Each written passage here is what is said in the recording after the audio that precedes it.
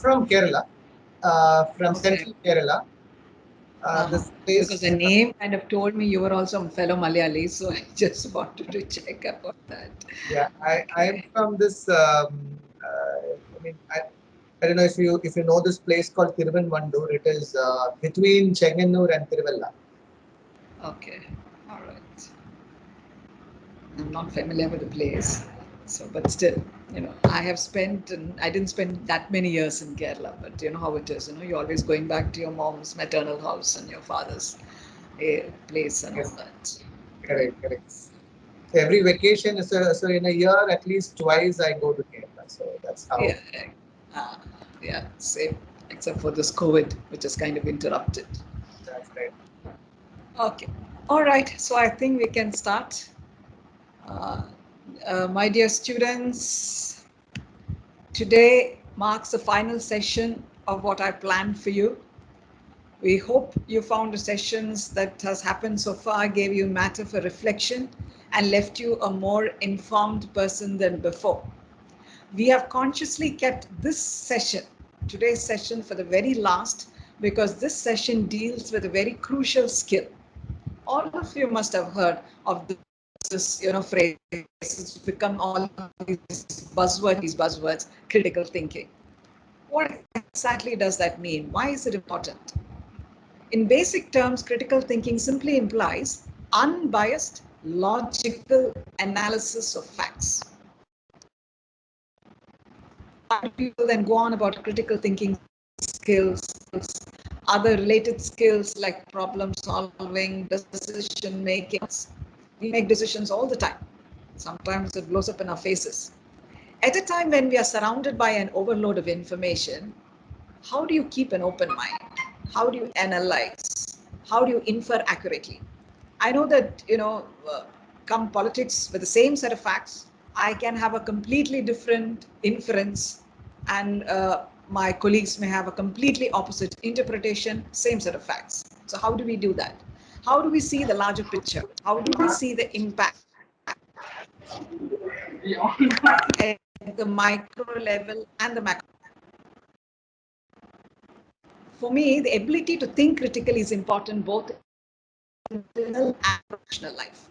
And befitting the importance of this topic, we have a very experienced resource person who I'm sure, in spite of it being 2 p.m., and some of you may be going into an afternoon stupor, will make the session interesting and insightful. So let me introduce him to you. Just let me read a few words of introduction. So George has over 25 years of experience in domains ranging from manufacturing assessment centers and consulting organization development. He's a graduate of chemistry from Madras Christian College. He started his career with MRF Tires and then moved to various training organizations like Liam, Marfa, and Paradigm Shift. George was with one of the group companies of Cavan Care, heading the training function. He was managing training operations of Doma, a German architectural hardware company, and later switched to Infosys and spent over 6 years as lead in education training and assessment. He then went on to become the global head, learning and development with Serbion Global Solutions. He currently works with Hyundai Motor India Ltd, heading its learning and development department. His core expertise lies in design thinking. Again, one of the new models that people are following these days: design thinking, instructional design, sales and behavior skills. He has partnered with over 75 organizations to understand their learning needs and provide customized training solutions. He has conducted several sessions for institutions in the areas of leadership and faculty development. Apart from delivering programs, he has undergone training in 6 thinking hats and trained the trainer by Forum Australia. He's a certified Myers-Briggs type indicator. This is the first time I am hearing this phrase. I actually Googled and found what it was. He is a practitioner of that. You can also Google if you don't know. While in college, he had received the Best Lecturer Award from IIT Madras. He has traveled extensively within India and abroad for training in various behavioral skills. His interests include music, reading, football, and cooking. George, thank you so much for being with us today, and I hand over the floor to you. Thank you so much. In fact, I should thank you all to have given me the opportunity to interact with your students. Thank you, Dr. Anita and Ms. Purani. Thanks a lot. In fact, I should. Uh, I was having the conversation with the director, and she was. I mean, we were having this conversation on terms of various skill sets and things like that. And that's when she was telling me, okay, let's do a session like this. Um, and I mean, probably all the students should forgive me for choosing this time. I know how difficult this must be in terms of, keeping you awake and probably me also doing this session. So I understand that. However, I'll try and make this as interactive as possible. I mean, probably if you can unmute as quick as possible and respond, or otherwise, is there a chat option here? Can they chat? Yes, There sir. should be. Yeah. Yes, All sir. right. So, okay. Also, possibly when you can even open the chat window and probably respond if there are any questions as well. Okay. So let me start the session. Before I start, do you have any kind of an expectations that you want to? Uh, Probably you might have some kind of a challenges. Probably you wouldn't have heard of this topic called critical thinking. But however, I would want to know, like, if you have any kind of an expectations before I go for the session. Any expectations from your end?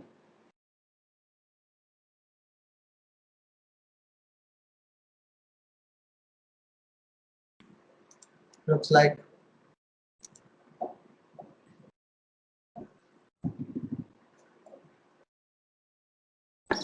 nobody talks. That's how it is. Or probably you can you can use your chat window as well, please. So, critical thinking basically it'll help us react in pressurized situations. I'm sorry, I mean, it helps us react in certain situations where the pressure is too much. I'm not able to Think follow you. and Sorry. mention. Is it a problem at my end or probably just I want to? think that voice was a little. Ajay, can you try again, Ajay? Ma'am, I'll type it down, ma'am. Okay, all right. Thank you so much.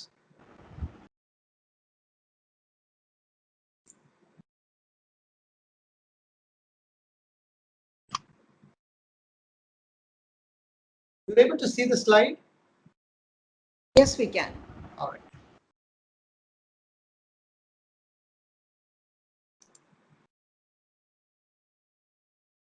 So you don't have the entire features of Teams here, wherein all of you can be made to see in one screen and all those things. Those features are not available here, right?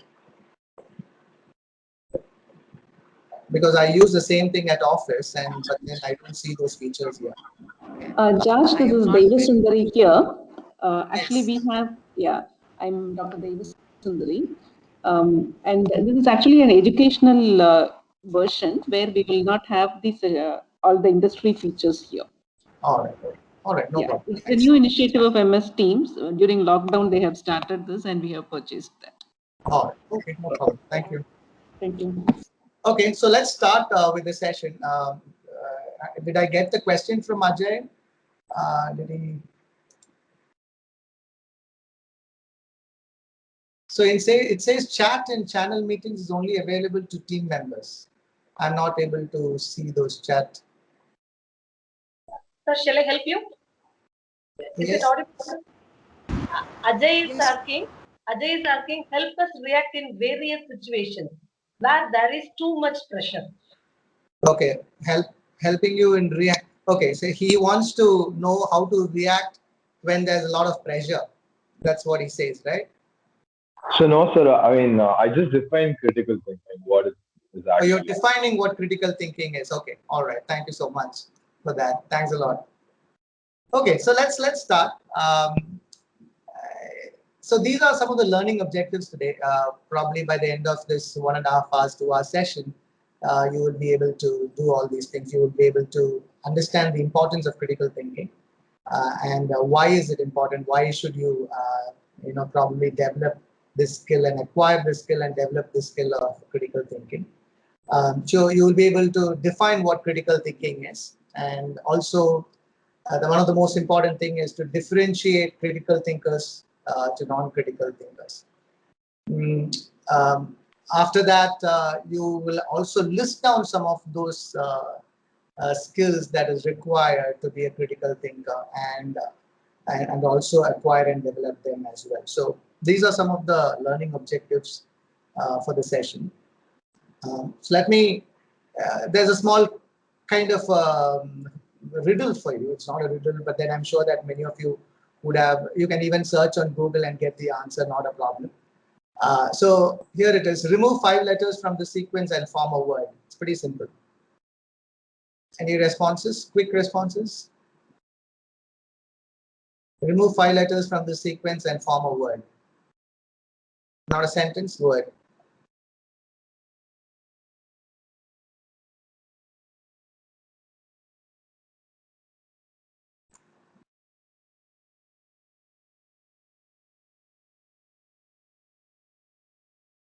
Any response?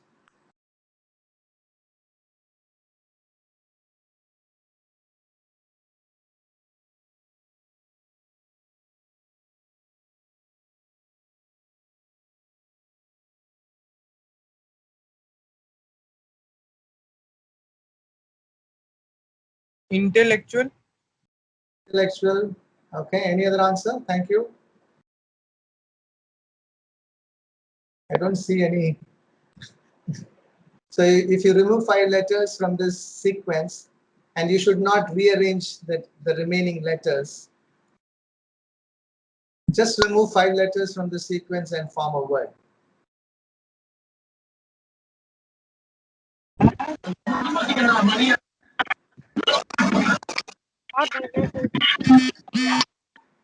Hello? Any response? Okay.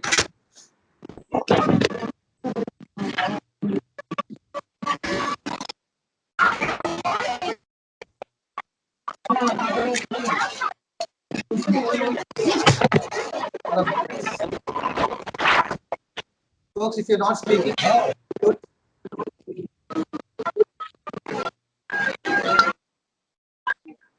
Request everyone to mute yourself, other than the person who wants to reply. okay.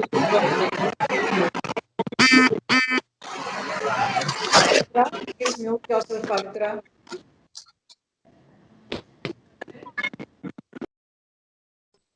Can I start speaking? I don't know.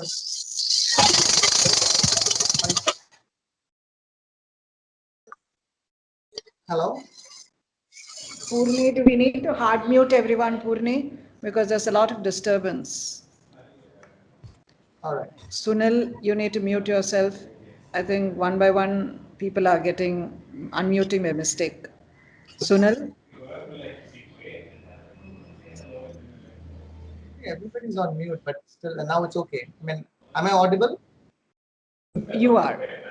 Thank you. So anyway, let me move on. So when I said remove 5 letters, you're removing 5 letters from there, and the word that you have is thinking. No, it's a very tricky thing, but then that's not the idea here. But then if I may ask you, are you using critical thinking to find this solution for this riddle? Absolutely not. So here it's not about critical thinking at all, right? Let me ask you another question here. Like, I have a kind of a fill in the blanks here. It says I am a dash thinker. What are some of the words that actually could, fit in here is the question. What are some of the words that can fit in here? Can you probably chat, or probably anyway, I'm not able to see the chat also. But then if you can unmute, one by one and respond as well, that would be really helpful. What are some of the words that can fit in here? I'm just doing this as a kind of an icebreaker. I know it's any words that you can think of.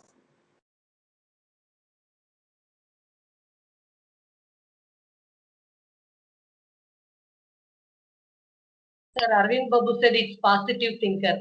Positive thinker. Thank you. Good think, good then thinker, overthinker, forward overthinker, thinker. forward thinker. Interesting, right? In fact, any kind of an adjective will go in there, and that's the power of thinking. You can say ugly thinker, poor thinker, deep thinker. Any kind of a word, will go in there. You can say Appropriate thinker. appropriate, logical, creative. Any kind of word will go in there. They say thinking is quite. It's multi-dimensional. One of the most important thing that I like responding to is probably I read from Edward de Bono's book is the difference between thinking and intelligence. So is that one of you? Probably I'll call out some person's name. If you can respond, that would be good. Maybe there's a lot of Dinesh here, right? So okay, one of the Dineshes can respond. What do you think is the difference between intelligence and thinking?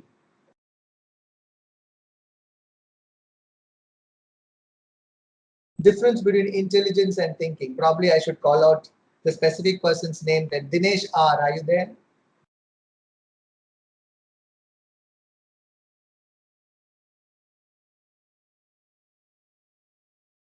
Nobody's responding. I don't know if that person is there or not.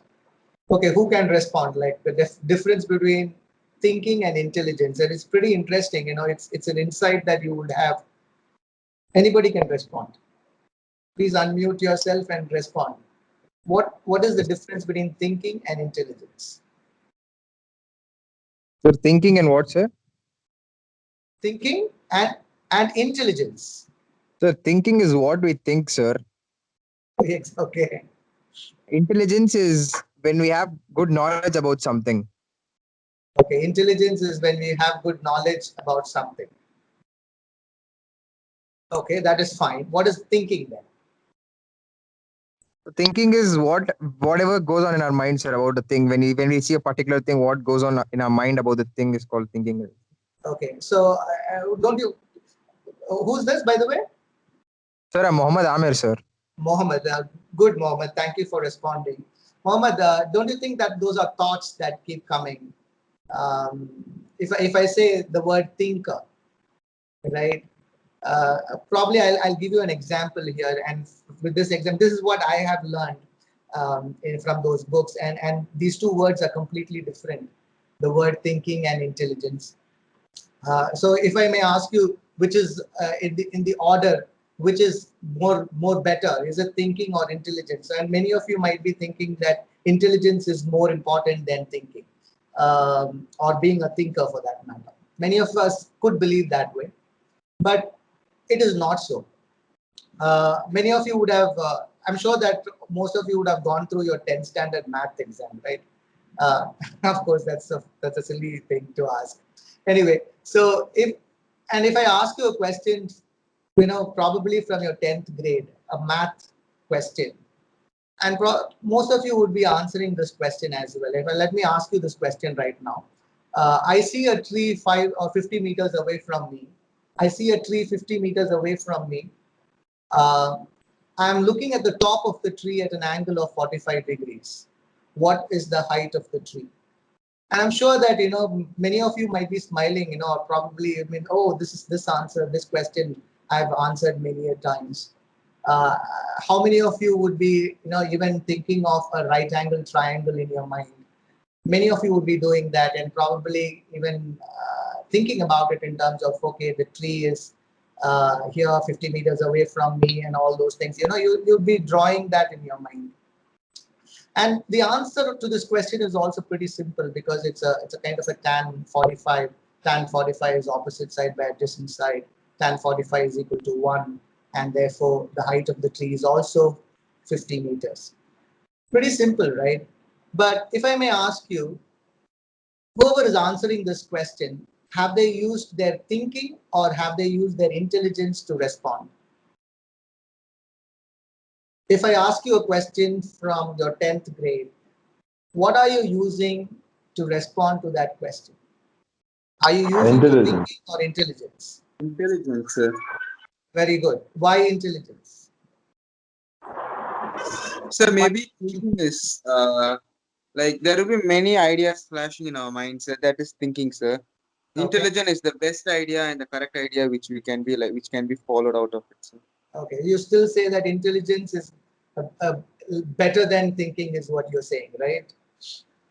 So, but then we can only gain intelligence by thinking, sir. So I think thinking is better than intelligence.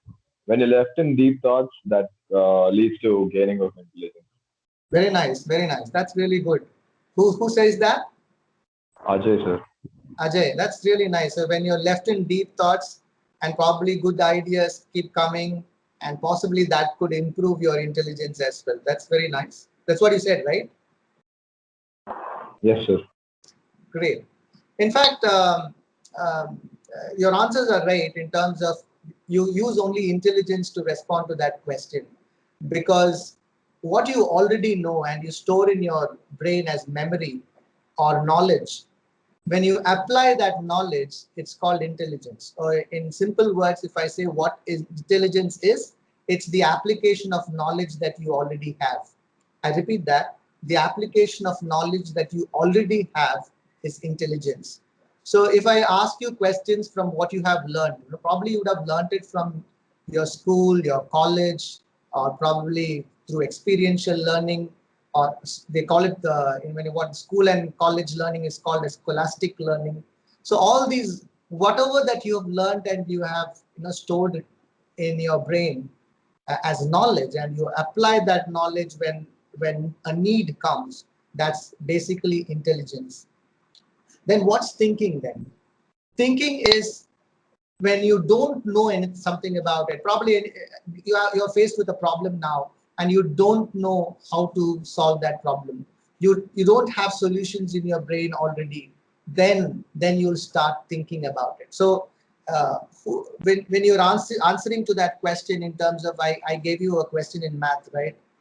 You see a tree 50 meters away from you, and that question, who did the thinking for that question? Probably the person. Even Pythagoras did the thinking, because only because of probably because of Pythagoras, that's where you actually have a kind of a concept, and probably you're able to borrow that learning from him and use that learning.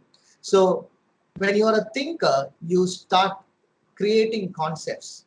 When you're a thinker, you come up with great ideas, that those ideas which has not been generated before. So that's what thinking is all about. Thinking is something which you're doing it for the first time. Um, if you already know something and if you're using that, it is called intelligence. Does that make sense? Yes, sir. Right. Yes, sir.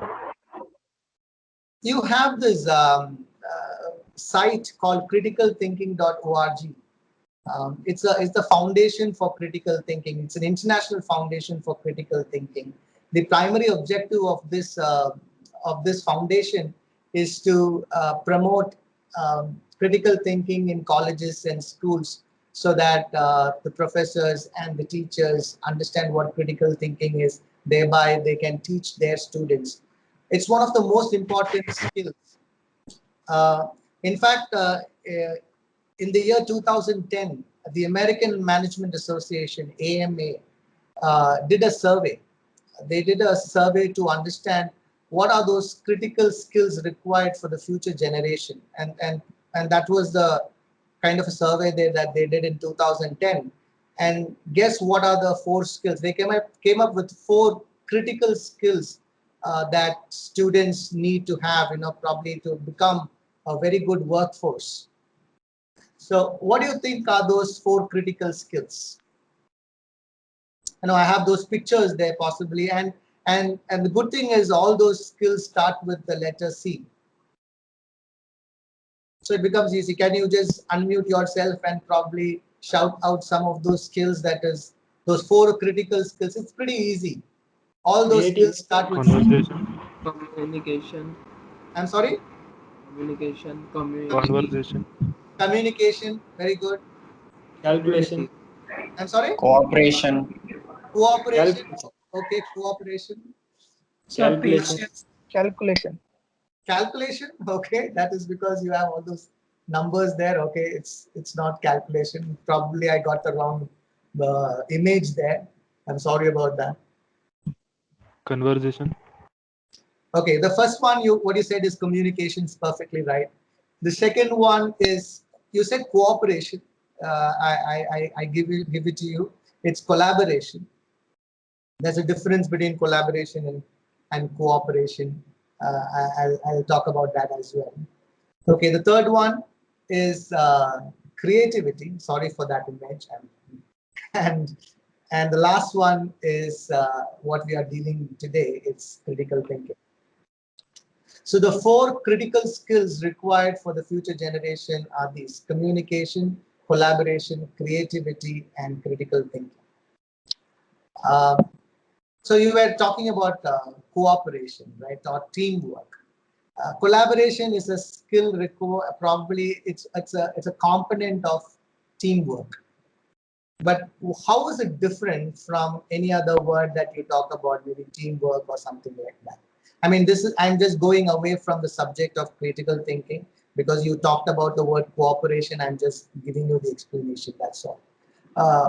Do you know what is the extreme opposite of collaboration? For you to understand the term collaboration, you need to know the opposite of collaboration. What do you think is the extreme opposite of collaboration? Resistance. Resistance? Yeah. Okay, that's a good word. Resistance. Any other word? Any other? Disintegration. I'm sorry? Division. Division. Disintegration. Disintegration. Okay, disintegration, division. I'm getting a lot of words. Nice. Disunion. Disunion. Okay, that's a good word. Any other response? Ignorance. Troublemaking. I'm sorry? Troublemaking. Troublemaking. Okay. Okay, somebody is making trouble. You're actually not collaborating. Very true. Non-cooperation. And so non-cooperation. Okay. If you really must know, the opposite of collaboration, the extreme opposite of collaboration is competition. The moment you start competing with your team member, you're not collaborating. It's pretty interesting to know. The opposite of collaboration is competition. Uh, but then, every organization talks about collaboration, but then they give a kind of an environment to compete also, right? Appraisals, marks, everything is, you're competing with your own students or probably with your own friends and things like that. Generally, you don't collaborate. When you're working in a project, it's important that you don't compete with your team members, but collaborate. Anyway, that's not something which we're not going to talk about, but then just because you talked about cooperation, I thought it was important to talk about collaboration. Let me move into critical thinking now. The word critical, so you already understood the word thinking, right? Thinking is it's processing information. You have these five senses: what you see, what you hear, what you taste, and all those, the five senses that we have. It's continuously you processing information that is received through those five senses, and that's what thinking is all about. And probably if you can make it more productive in terms of coming up with new thoughts, new ideas, new concepts, and that's what thinking is all about. Now, the word critical thinking is different from that. I don't understand. I don't know why they use the word critical there. But if you really must know the root word of critical is critikos and critikia. Critikos and critikia. Criticos and Criticere. Critikia.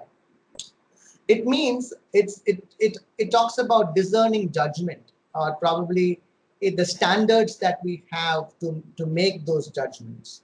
That's what critical in the word critical thinking means. It does not mean that thinking during critical times. That's not what critical thinking means. Please don't have that kind of a thought. Critical thinking means that the analysis that you do in your brain in order to form judgments, right? In order to form beliefs. That's what critical thinking is all about. Now, we all have a lot of beliefs. We all have a lot of, we judge a lot of people. we judge a lot of things and stuff like that. So based on what do you judge people?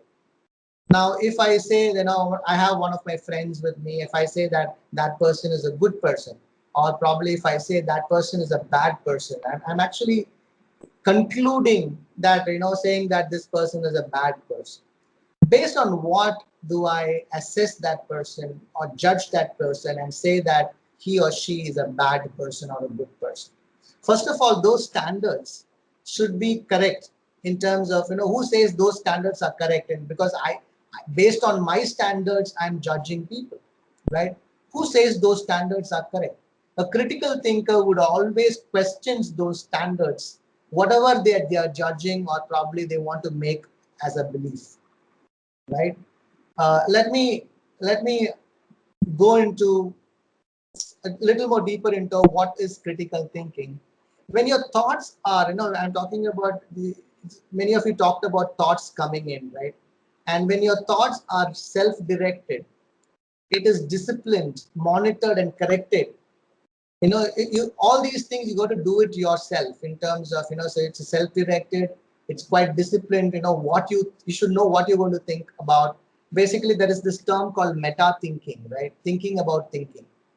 you know do you think about your thinking process? That's what meta thinking is all about. So you have to be disciplined about your thinking process.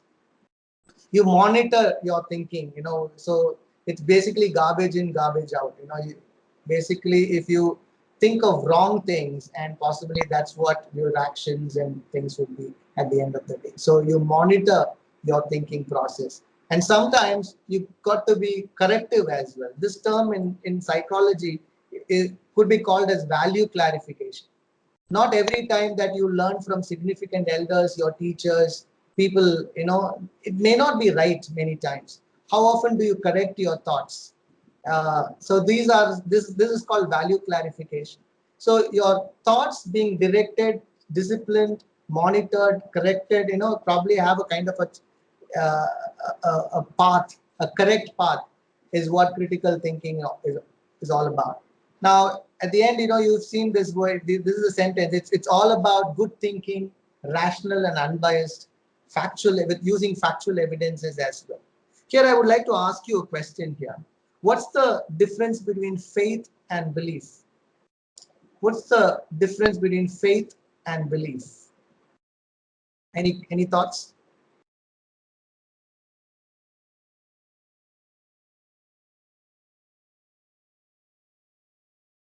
Faith and belief.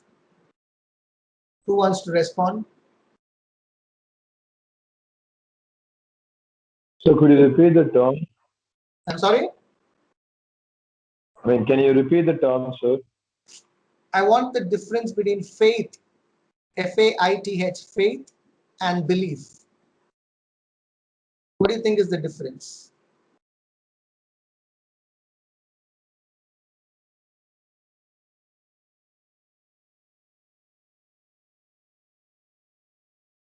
Anybody?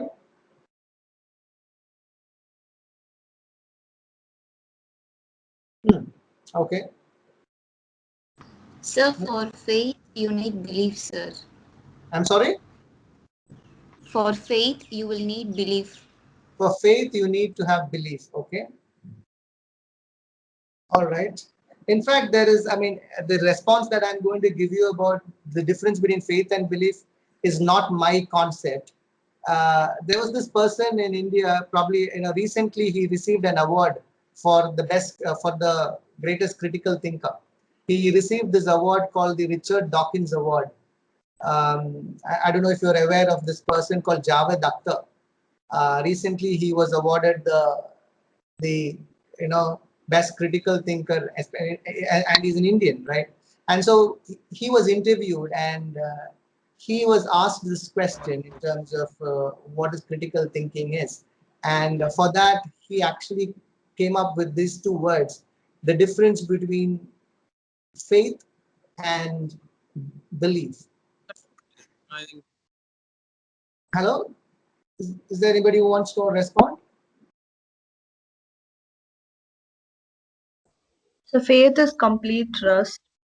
Faith is complete trust. Okay. Belief is you accept something, so it's complete acceptance. Okay. Nina, right? Thank you, Nina. Yes, sir. Okay. In fact, Javed Akhtar goes on by saying that he believes that there is a North Pole.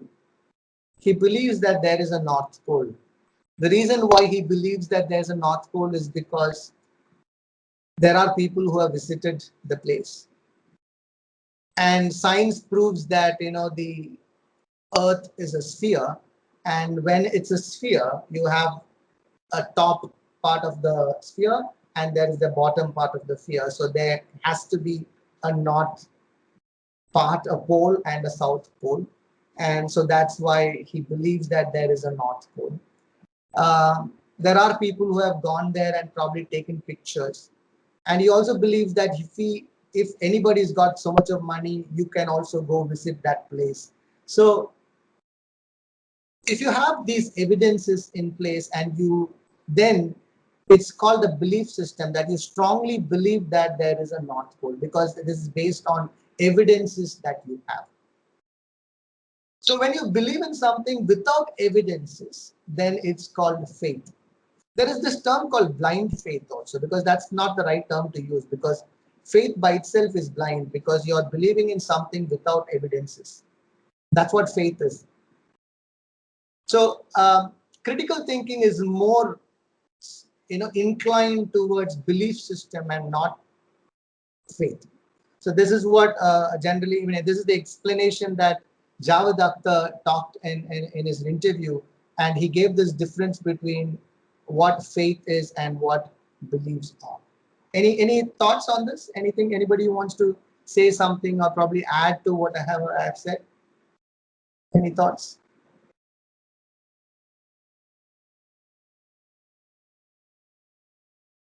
No, sir. All right. Was that clear?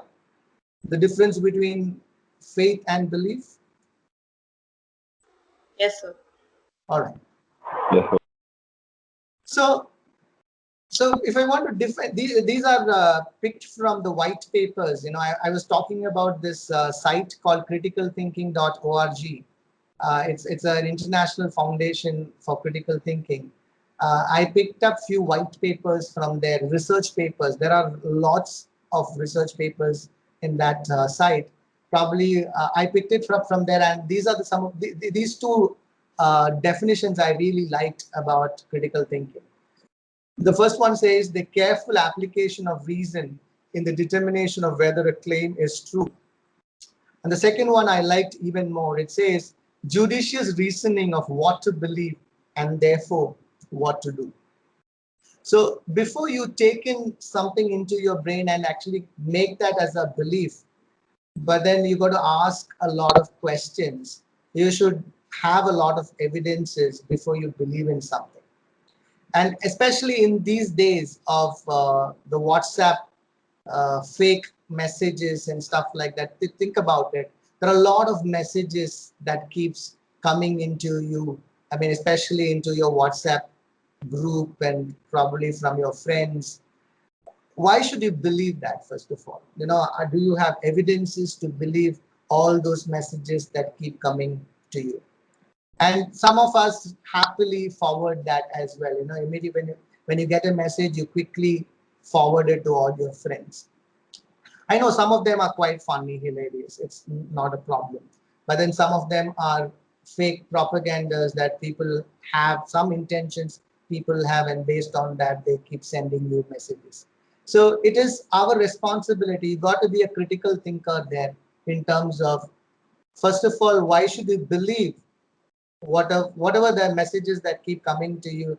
You should actually reason it out in terms, give that judicious reasoning, and then possibly send it across to your friends and family, whoever it is.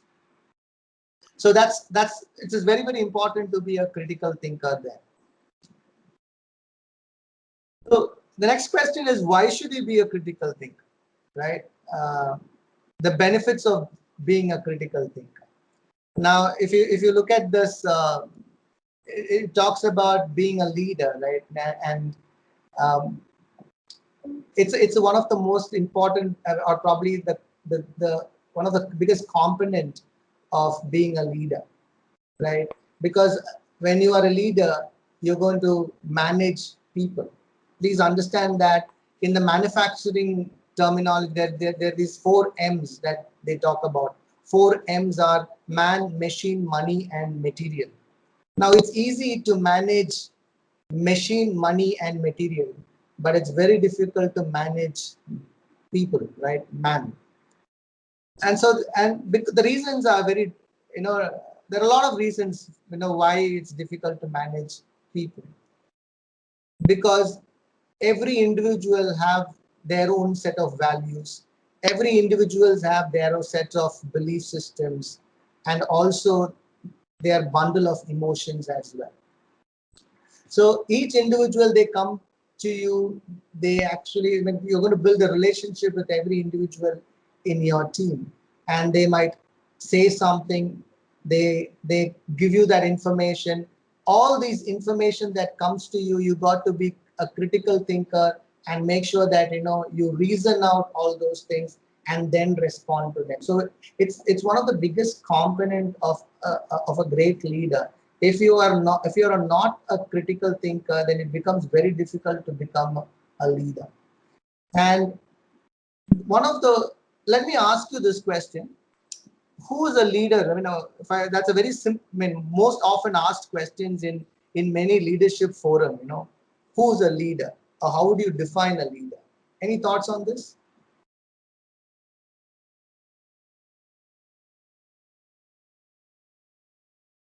The one who pushes forward the team, sir, who comes along till the end. One who pushes forward. Okay. Thanks, Ajay. Any other responses? Who's a leader according?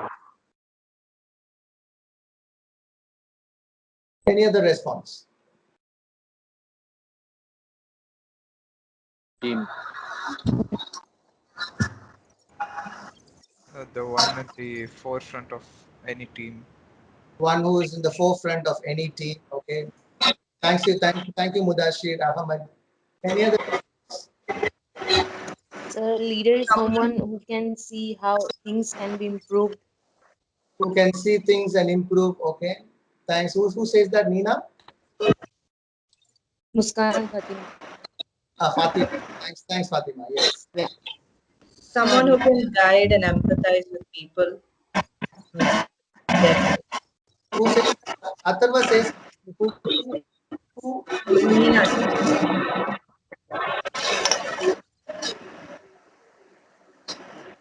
Okay, that's interesting.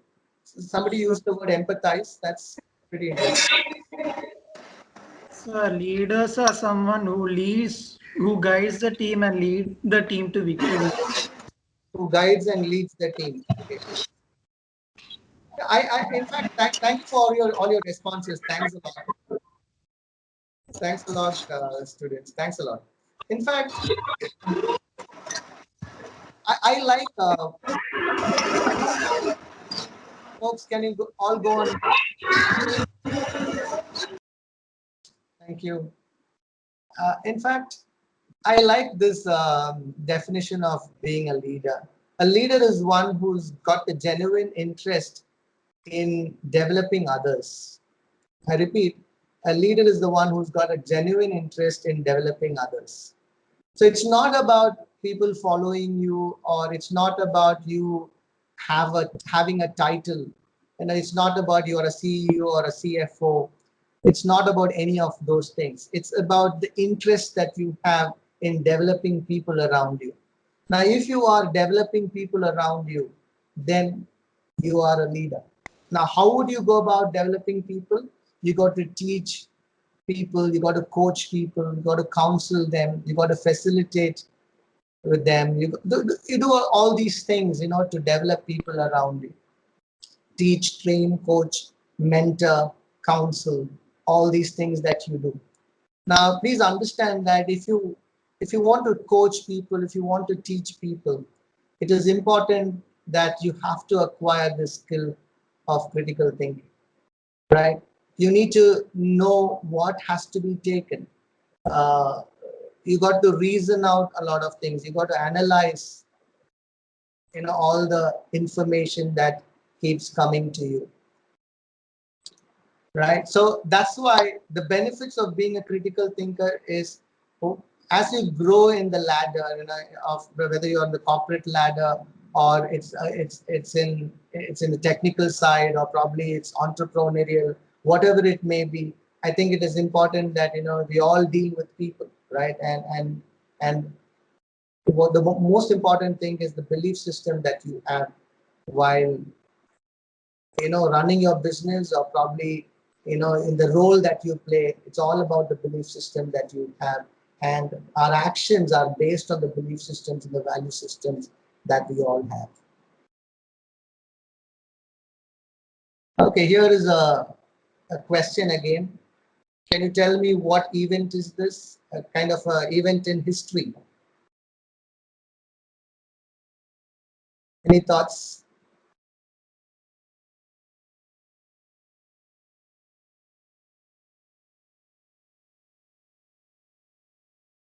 Actually, this is a painting. Any idea what painting is this?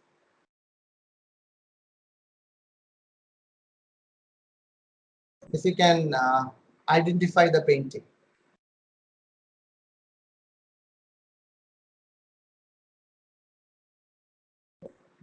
I can give you a clue. Somebody is giving a poison to this person. The person in red is actually giving poison. The Last Supper. The Last Supper? It's not the Last Supper. Any other response?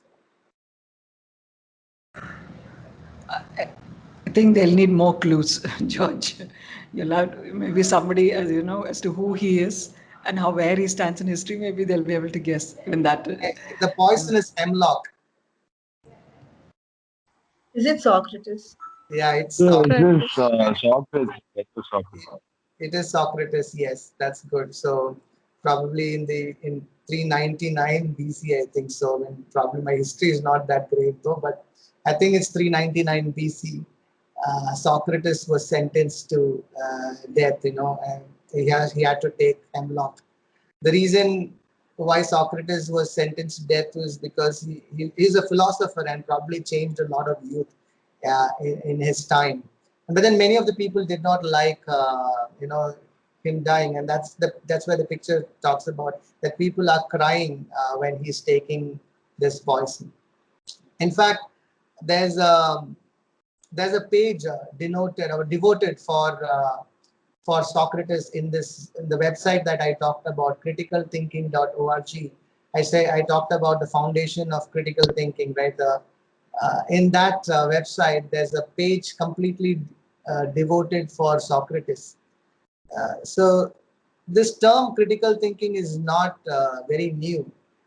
In fact, Socrates was the first person who actually came up with this thoughts on critical thinking in terms of your belief system. He also talked about thinking about thinking, purposeful thinking, and also he had talked about various intellectual tools and why it is important to question everything, the what's and the how's. Uh, in fact, Socrates was the person who tutored a lot of people, right? Probably that's why Alexander is also called Alexander the Great, because I think he tutored Plato, and Plato tutored Aristotle, and Aristotle finally tutored Alexander the Great. So if you look at it, Socrates has talked about all these things in terms of what goes into our brain has to be filtered really well, and the right information should go in as belief systems, because the decisions that you take is mostly based on the value system and the belief system that we all have. Any questions on this? Any thoughts? Okay, so let me, talking about the what's and the how's, I have a kind of a quick activity here. In the next slide, I have I mean, I like arts a lot. So again, I have some question on arts. Excuse me, sir. Yes. Sir, can you briefly describe the picture, sir? Okay, the picture is all about the person in the center is Socrates. I don't know, I'm not able to move my mouse. I don't know why. Okay, so the person in the center is Socrates, and Socrates is taking hemlock, the poison, and he's sentenced to die because he was sentenced to die because he actually created a kind of a revolution there with the youths there, and he was trying to change the minds of the youth there against the government by itself, and that's why he was sentenced to die. So that's the picture all about, where Socrates is about to take the poison. And why we are talking about Socrates here? Because Socrates was the first person who talked about critical thinking, and there's one page devoted to him, in the criticalthinking.org website also. Probably you should go visit that site and read. There's a lot of white papers, there's a lot of things written. Probably you can go through in that site as well. Talking about the what's and the house, did I answer your question? Whoever asked that question to me. Hello? Yes, sir, thank you. All right. Talking about the what's and the house, it's important to question. That's exactly what Socrates was talking about. Here I have a picture again. Now I want each of you students to ask me questions. The objective is to understand what this picture is all about, right? If you want to know about this picture, what are some of the questions that you might want probably ask? What are some of the questions that you have in your mind now after seeing this picture? So what is he thinking? What is he thinking? Okay, good. Any other questions? I want you to rattle out with as many questions as possible. Why is he sitting there, sir? Why is he sitting there? Okay. If you want to know about this sculpture, what are the questions that you would ask? Which person statue is this? Whose person? Okay, whose statue is this? Okay. Any other question? If you want to know about this sculpture, what are the questions that you would ask? Who is this person? Who is this person? Okay. Which stone it is made up of? Which stone it is made of? Yes, sir.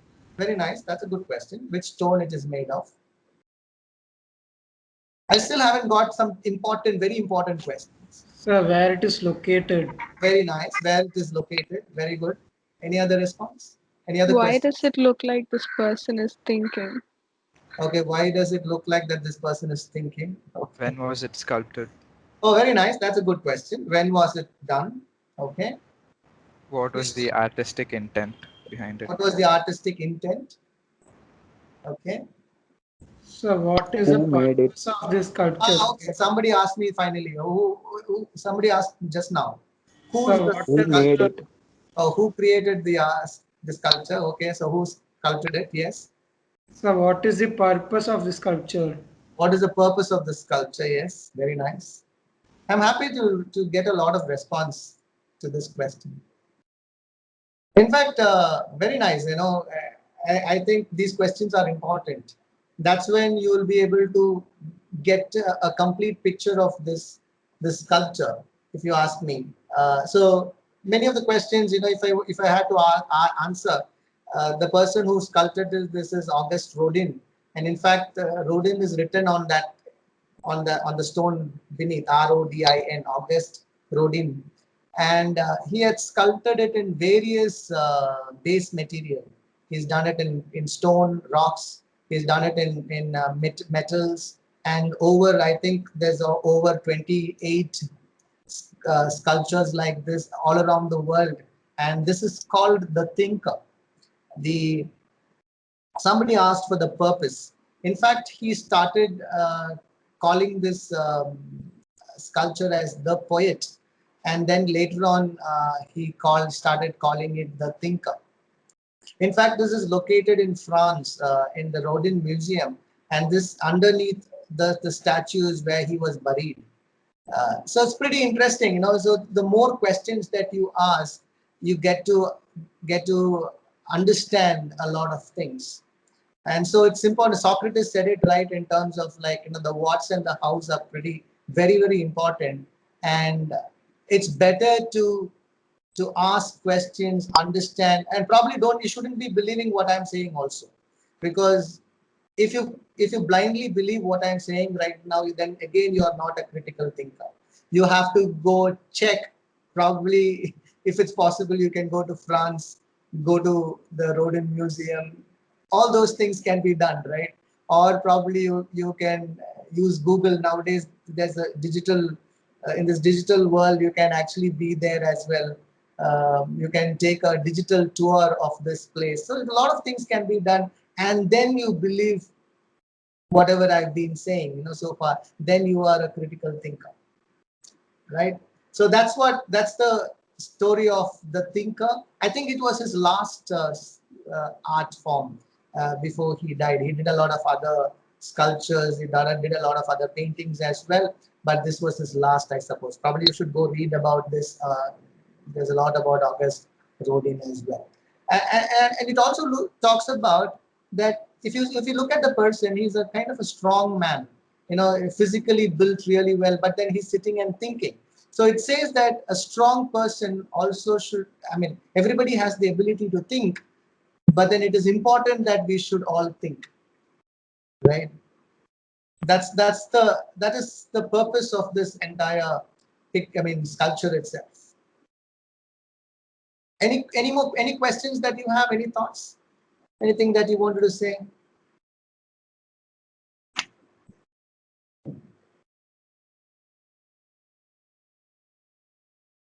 Folks, are you all there? Okay. Sir, what was the name given to this sculpture, sir?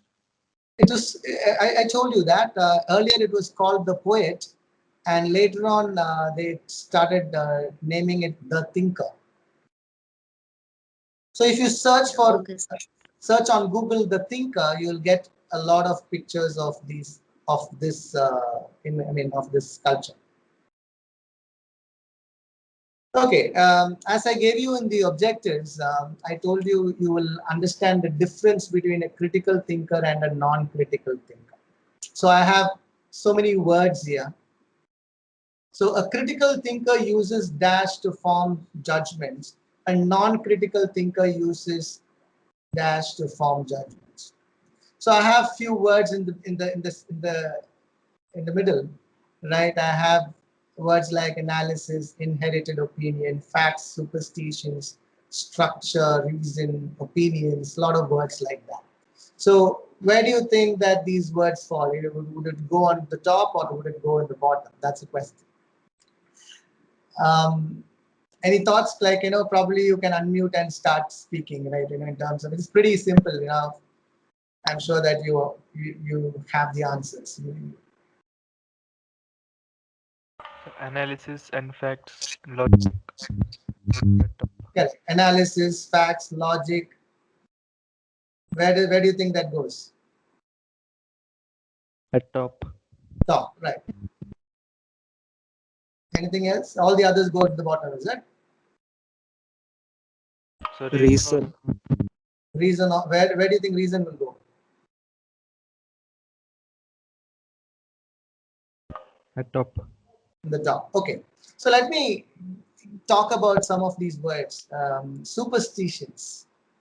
Now, they say that critical thinking is the best defense against superstitions. I repeat that. Critical thinking is the best defense against superstitions. Now, imagine that you're walking out of your house and you're getting ready to go to college. And when you walk out of the house, you see a black cat crossing.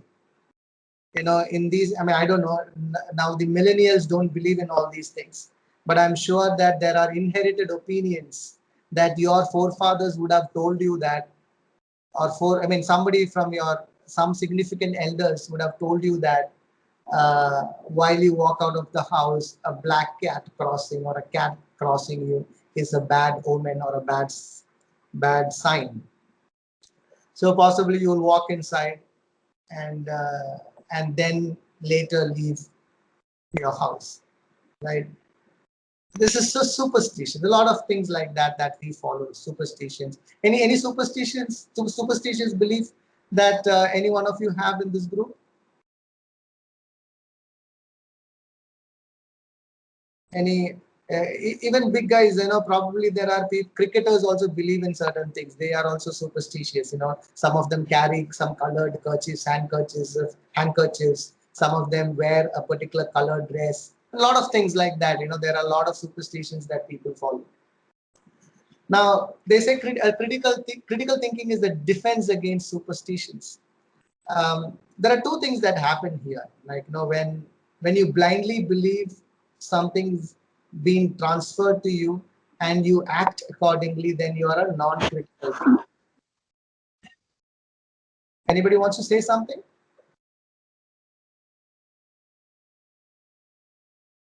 Hello? Okay. So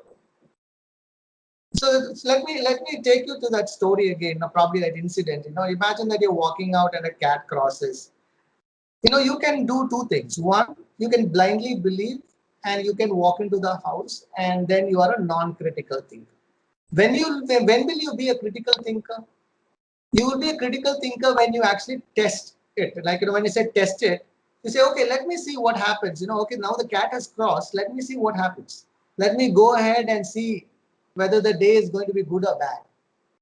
Now, again, two things can happen. The day can be really good, right?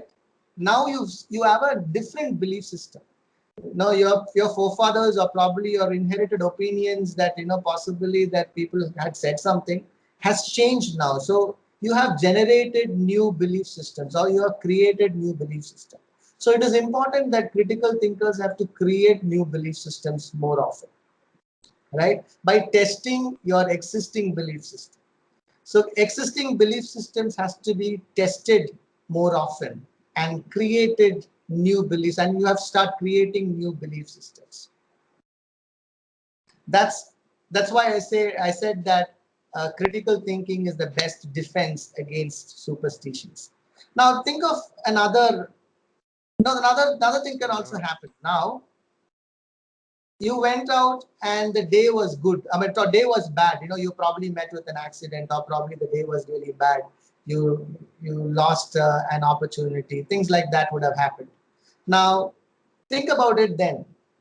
Now you believe that, a cat crossing is bad sign because you've tested it and then you are believing in it. So again, you are a critical thinker because you're not just blindly believing it, but it is based on some analysis and tests that you're starting to believe it, right? So superstitions, when you believe superstitions or put superstitions to form judgments, then you are a non-critical thinker. Inherited, there's a difference between facts and opinion also, right? You have to always believe in facts and not opinions. Opinions are, people can say anything that they want. They can say that this party is the best party, this religion is the best religion, this my boss is the best boss. People can say anything, and they can conclusion can be made by this person without any premises, and probably those are not sound arguments. So in critical thinking, it is important to have a good premise to actually have a good conclusion, right? And so conclusion is when I say something, it has to be supported by good premises in terms of why am I saying that, right? So those are some of the things that you have to really look into, right? Imagine that I'm calling few people for a party at my place, and my friend comes and tells me that, hey, Gayatri is not coming for the party because Gayatri does not like you, right? Now, why should I believe that this person said that? She said Gayatri is not coming for the party. The reason being Gayatri does not like me, and so she is not coming for the party. Now the conclusion is Gayatri is not coming for the party. premise is that she does not like me, and that's the premise. Now the premise has to be true, the conclusion also has to be true. So those are some of the things that you have to really look into before you make that as a belief system, right? So it's all these words that like analysis, facts, logic, structure, reason, all these things will go on top. It says a critical thinker always uses analysis, logic, facts, reasons, and structure to actually form judgments, whereas a non-critical thinker uses emotions, inherited opinions, superstitions, even stereotyping, sometimes non-validated data to form judgments. Any thoughts on this? Any questions on this slide? Yes, sir.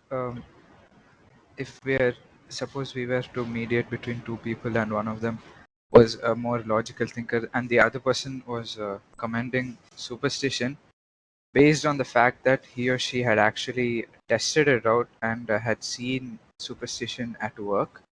So then in that case, who could we believe? Because both of them have employed the use of critical thinking. See,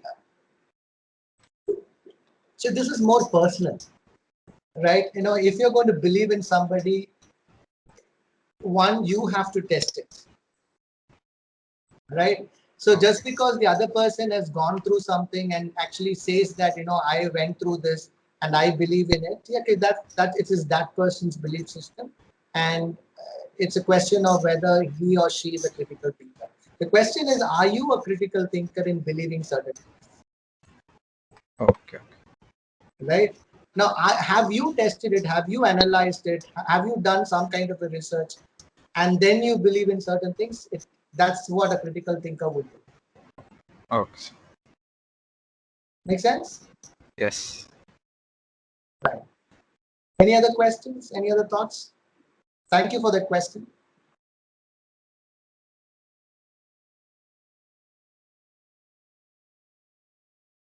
Okay.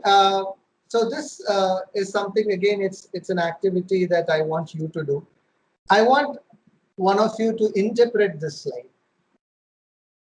Anybody, after probably you are looking at few things here, like think, say, do, and then the outer layer is environment, views, and perception, and then there's a narrow which says influences, right? So how could you interpret this slide? If there's a slide there like this, like if any one of you can interpret, that would be really helpful. So whatever we think is going to inevitably influence the way we see the world. Right?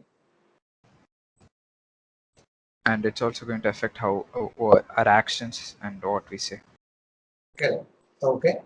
And it works the other way around also, right? So you say that the influence is both ways. Correct? What you think can influence the way you actually view the world, view the environment, and people are going to build perception based on what you say and what you do. Right? So thinking is the core there. And sometimes what the environment can actually push you to think in a certain way. Right? I always feel that, if an Indian, sorry to belittle like this, but then this is what I have seen as well, that if an Indian goes to probably Singapore, they look at the environment and they think in a particular fashion, they say and do certain things in a particular fashion. They don't litter the environment and all those things. So the environment influences and the way we think, what we say and what we do. But then the same person, when he's in India, possibly he litters the place, does not have any kind of civic sense that way. That is because what you think and what you do can actually, you say things differently, and sometimes you do things differently as well, and people will perceive you in a different way as well. So it's a kind of a double-edged sword in terms of, and thinking is the core there. It's important that, ideally speaking, what is more important is you influence the environment. You influence the environment the way you think. Possibly your thinking should be that very powerful, and what you say and what you do should influence the environment, and people should build the right perception about you. There is also, in the corporate world, we say that being good is not enough, but you have to be perceived good by other people as well. I repeat, being good is not enough, but you got to be perceived good by others. That is more important in the corporate world, in the, during appraisals and stuff like that. Probably according to you, you have the right intentions and you work really hard, you do things and stuff like that. But if people around you don't perceive you that way, it is not going to be helpful at all. Right? Any thoughts? Okay, so let's check who here is a critical thinker. Think of a man. Here I have a picture here. A man is holding a wooden frame. A man holding a wooden frame, right? I'm just saying it's a wooden frame. A man holding a wooden frame. My question to you is, what happens if this man is going to drop the wooden frame?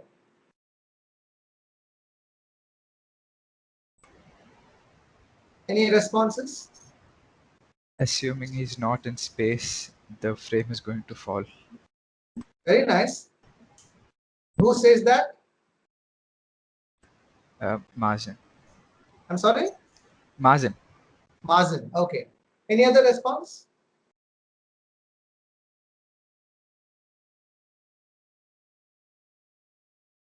What happens if he's going to drop the wooden frame?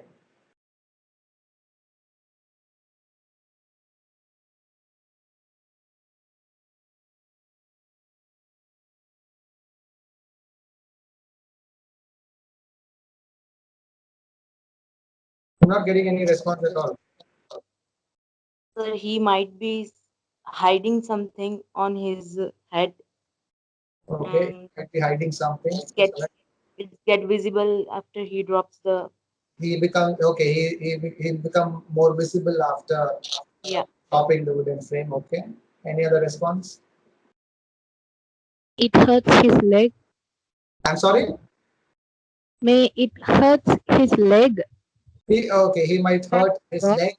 Okay. He might hurt his leg. He will be not in frames. I'm sorry. What is that? His face will not be in frame. If he fails, if the frame falls, he will Your voice is breaking. I don't know. I can't hear you.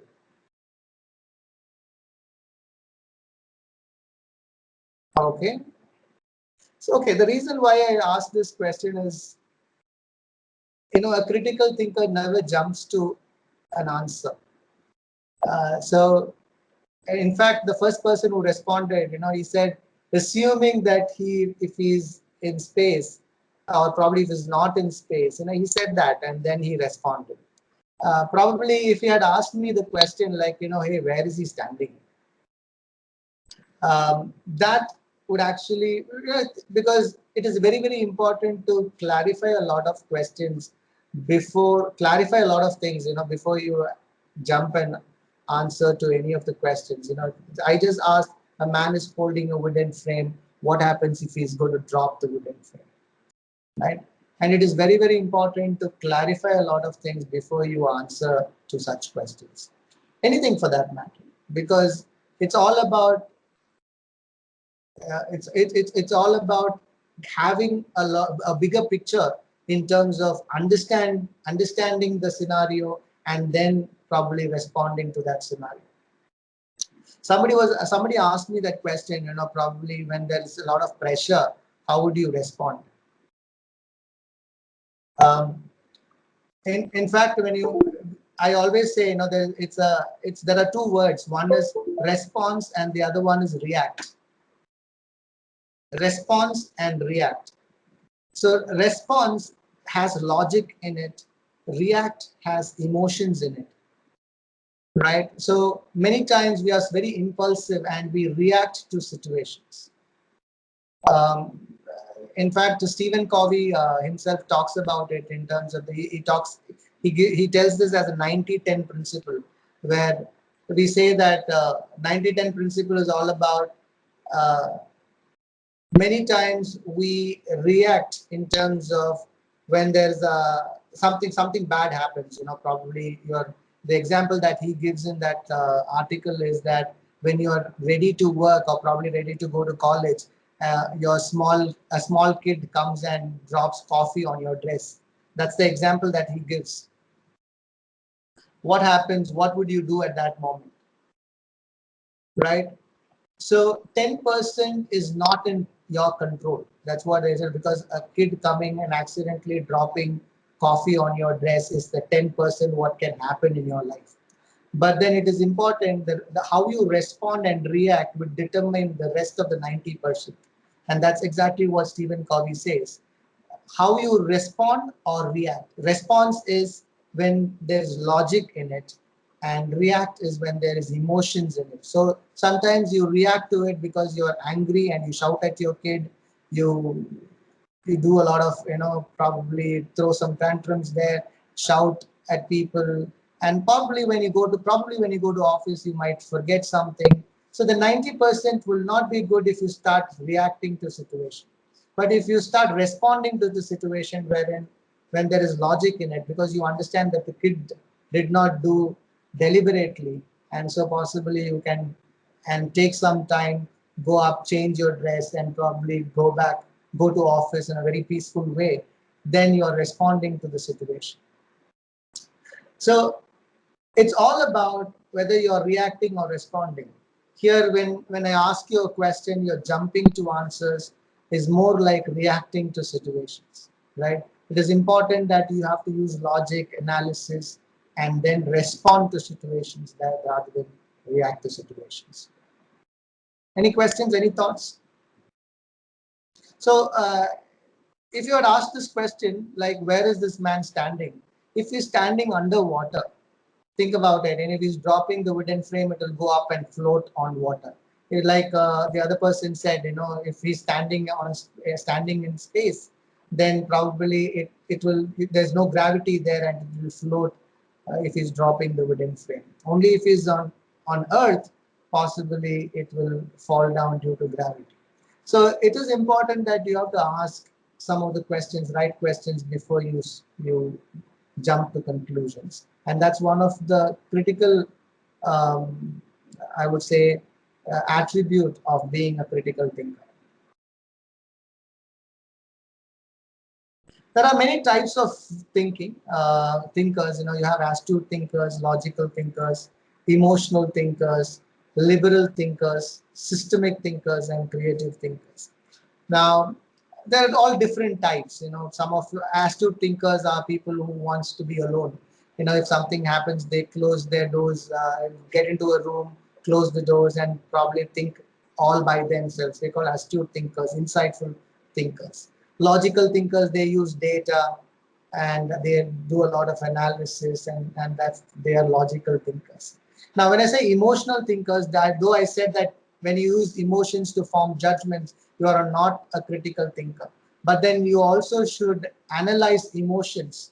When I say analyze emotions, at a moment, you should ask yourself, what emotions am I having right now? Am I angry? While you're angry, it is not a good time to make decisions. So analyzing emotions and then taking decisions also is a good type of thinking, right? Liberal thinkers are the ones who go around, talk to people, get their opinions, and then probably come to a decision as well. So liberal thinkers is, along with your own opinions, you take people's opinion, you understand what they are thinking. They're quite liberal in their thinking process. It's not just about your own thought process. Systemic thinkers are people who believe, they go by stages, they go by patterns, and they believe in that. in terms of if there is a pattern, they believe in certain things. So that's the systemic thinker. And creative thinkers are people who come up with ideas, a lot of ideas. As I told you, thinking is all about generating new ideas, new concepts. And so it's important, you got to be creative as well. I would like to ask you a question now. What is the difference between creativity and innovation? Difference between creativity and innovation. Any thoughts?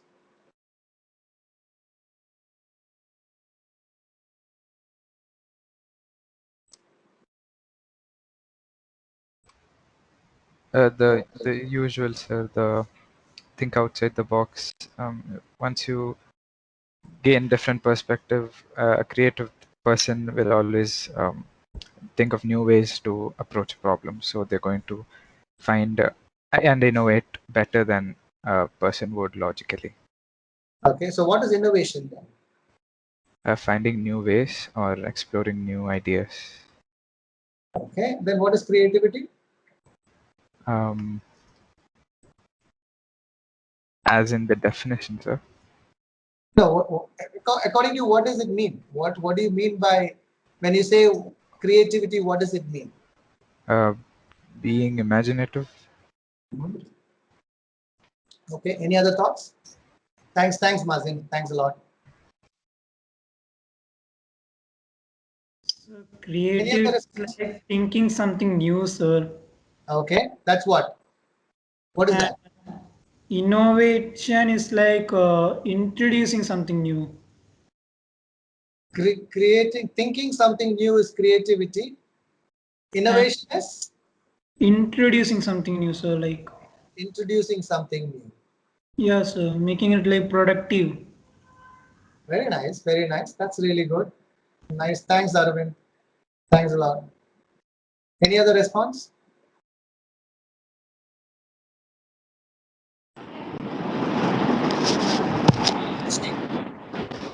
Sir, creativity is something thinking out of the box. Okay. Creativity is something when you make a thing in a different way, using the same materials, using the same things. Okay. But in case of innovation, it's something that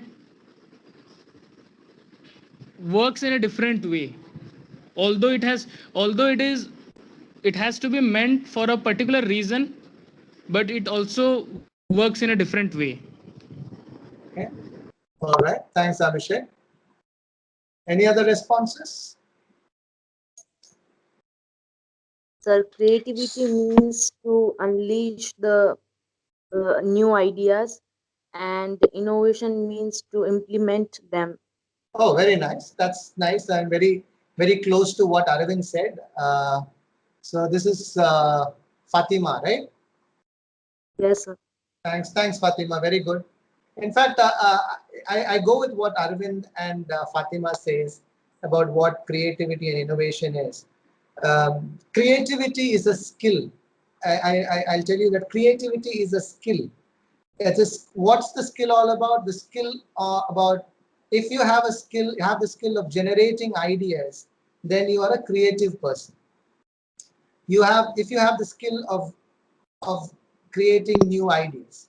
Now, some ideas may work, some ideas may not work. Some ideas may be good, some ideas may not be good. It does not mean that whether you come up with bad ideas does not mean that you are not a creative person. You are a creative person whether you come up with good ideas or bad ideas. You come up with ideas which work or don't work also. Any which ways you are a creative person. So creativity is the skill that we all have, which means that the ability to generate ideas.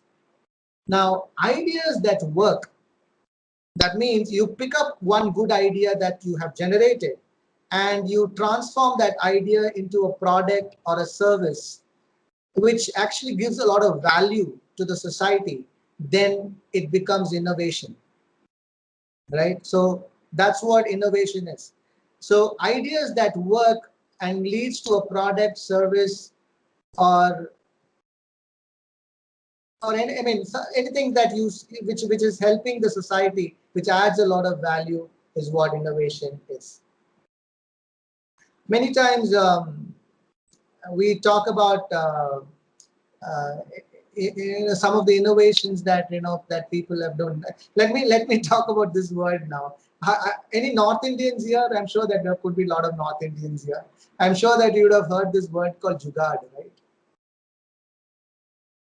Jeugaad, jugaad. Anybody who knows Sir. the term?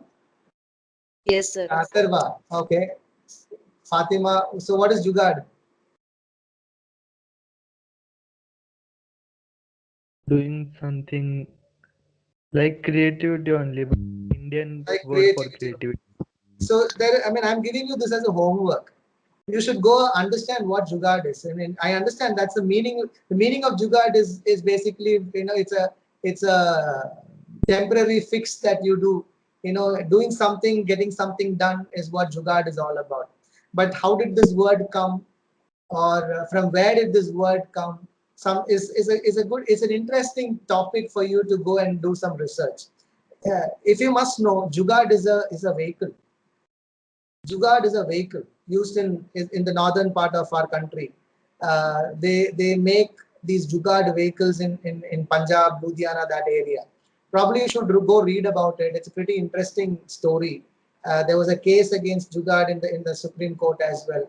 It's a wonderful story for us to read as well. So that's a kind of a homework that I'm giving. I understand Jugaad as a term came into the English dictionary, and there are a lot of books written on Jugaad, like Jugaad innovation and things like that as well. Pretty interesting stuff. Somebody is showing a car.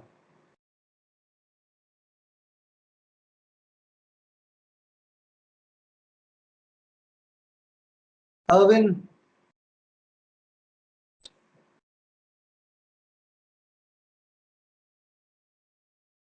Irwin, are you there? Sir? Looks like you are. Is it Irwin? No, sir.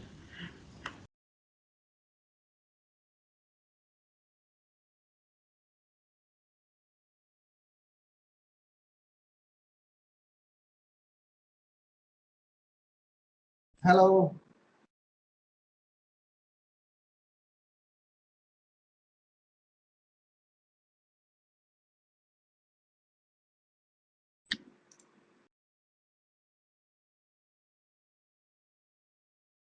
What shall we do about this now? Can somebody call Irwin and probably tell him that he's on camera?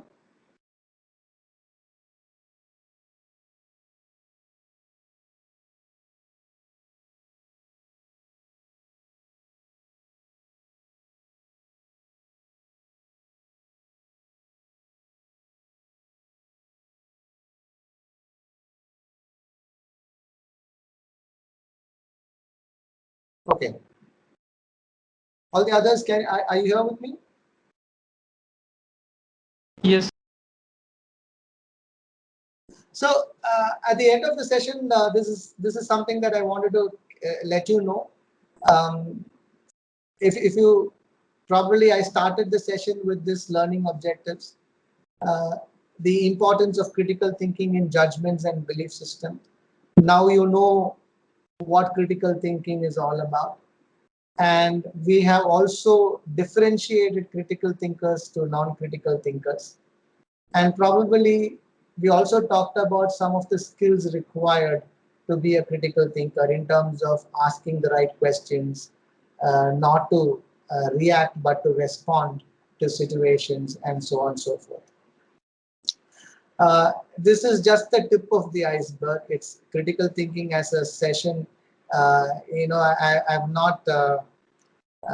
It is not right to actually, do the session in just 2 hours.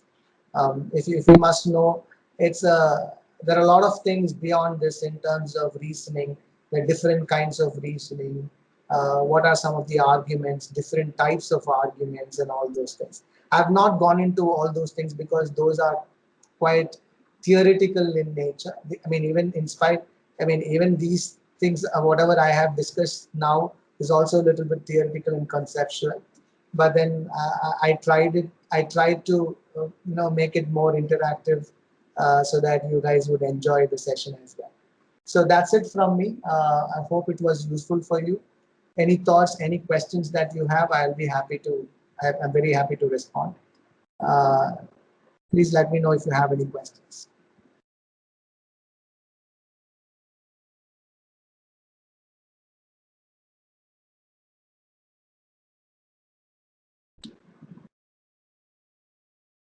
Hello? Dr. Anita, are you there?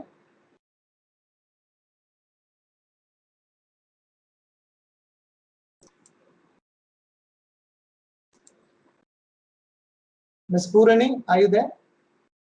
Yes, sir. Yes, sir. Okay. I mean, I've done with the session. Okay, sir. If somebody can call Arvind and tell him that he's on video, it would be Is helpful. Arvind, I couldn't find out service branch he is. Actually, I'm looking. Okay, all right. But No problem. we can see your PPT only. Your Oh, PPT and your video only. okay. But I am able to see Arvind driving. I don't know if you are able, if you're not, you are not able to see that, is it? No, sir. No, we can see your PPT and your Yeah, video only. even I'm not able to see anything. I see only this video. Oh, okay. Then it's fine. Okay, then it's fine because I am able to see Arvind driving. So 20AO12 in Erwin R. Okay. Any questions? Any questions from you, any of the students, please? Was this useful? Just wanted to ask.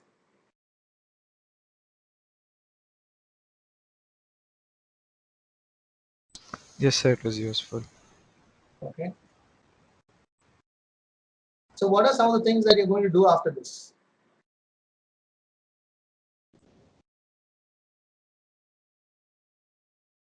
So reading about Jugaad. Okay, reading about Jugaad. That's nice. A lot of Jugaads running in North India. They take these old chassis of jeeps and fix it with irrigation pumps and they make it run. And that's what Jugaad is all about. Pretty interesting.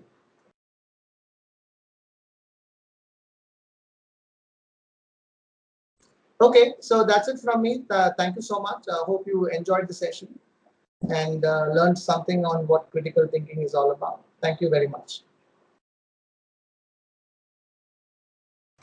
Thank you, sir.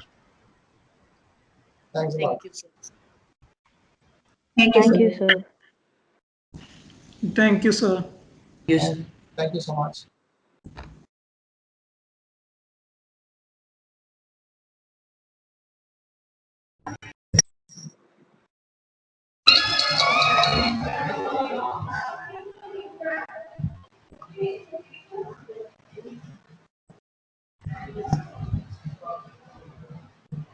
Can you all hear me? Purni, can you hear me? Yes, ma'am. Yes. Okay, thank you, Purni. Good evening, one and all. It gives me great pleasure to propose the vote of thanks for today's final session of the Students Empowerment Series. Let me first thank our management for having supported us in arranging so many useful sessions for our students during the past 2 weeks. My sincere thanks to our chief guest, Mr. George Koshish, AGM, Head of Learning and Development, Hyundai Motor Limited, for accepting our invitation and addressing our first year students. Thank you, sir, for speaking on the topic critical thinking. It was an interactive session, and I'm sure our students had enjoyed it. I'm grateful to the Principal, Dr. Devasundari, and Dean of Student Affairs, Dr. Anita Manuel, for their constant encouragement. I thank all the HODs, teaching and non-teaching staff for their support. My thanks to all faculty members of Science and Humanities Department for all their support during the last 8 days. Finally, I thank my first year students for having attended the session today. Thank you, one and all. So thank you, George, so much for joining us. And Pleasure is mine. Thank you so much.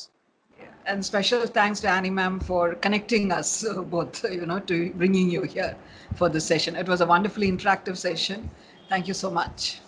Thanks a lot. Thank you so much. Any thoughts? Anything that you want to say? Any last questions, Zaski? Okay. They'll need to think, I think, critically and then come back. All right. Thank you. Okay. All right. Bye then, George. Bye. Thank you so much.